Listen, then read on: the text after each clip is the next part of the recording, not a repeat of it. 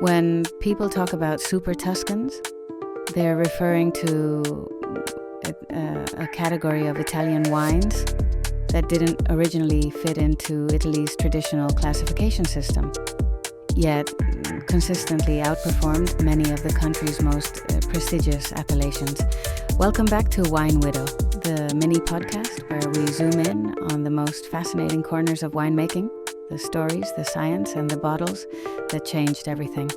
Super Tuscans emerged in the late 1960s and early 1970s, a period when Tuscan winemaking was tightly restricted by outdated regulations.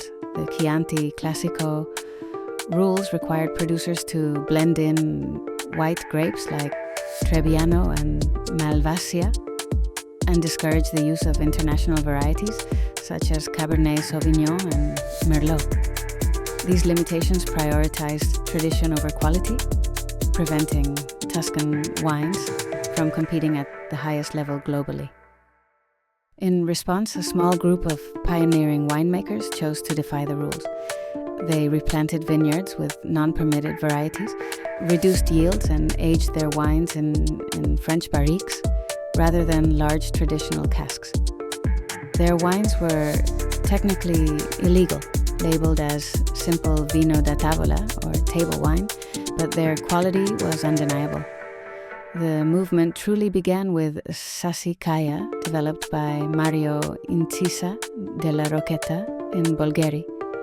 Its first commercial vintage, 1968, demonstrated that Cabernet-based wines from Tuscany could rival the great wines of Bordeaux. Shortly after, Marchesi Antinori introduced Tignanello in 1971, blending Sangiovese with Cabernet Sauvignon and Cabernet Franc. Antinori later created Solaya, a Cabernet-dominant companion wine. Other icons followed, including Ornellaia, Maceto, Guado al Tasso, Luz, and Le Macchiole Paleo. By the 1990s, Super Tuscans had become some of the most sought-after wines in the world, prompting Italy to revise its classification system and eventually recognize their excellence through labels like IGT Toscana and the Bolgheri Dossier. Super Tuscans now represent innovation, independence, and the highest expression of modern Italian winemaking. Thank you for listening. This is WineWidow.